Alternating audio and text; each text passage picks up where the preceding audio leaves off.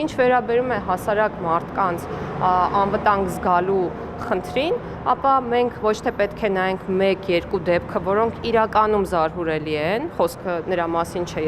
ես չեմ մինիմիզացնում այդ դեպքերի ծանրությունը, այլ մենք պետք է նայենք մեր երկրում հանցավորության ընդհանուր վիճակագրությանը, որով որ մենք իրականում բավականին բարվոք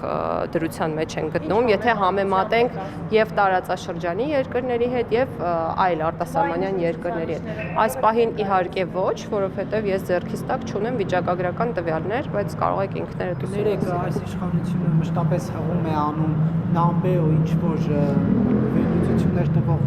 կազմակերպության, որի նկատմամբ վստահություն չկա։ Դուք սրա վրա եք։ Չէ, դուք կարող եք Արմստատից վերցնել վիճակագրություն հանցավորության վերաբերյալ եւ այլ պետությունների պաշտոնական վիճակագրական կայքերից վերցնել համապատասխան թվական ցուցանիշները եւ կատարել համեմատություն, ընդ որում եթե դա անելու եք,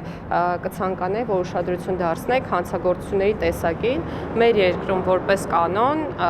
ես չեմ ասում սա որպես լավ երևույթ, բայց ընդհանուր հանցագործությունների վիճակագրության մեջ 50 եւ ավել տոկոսը սեփականության դեմ ուղղված հանցագործություններն են,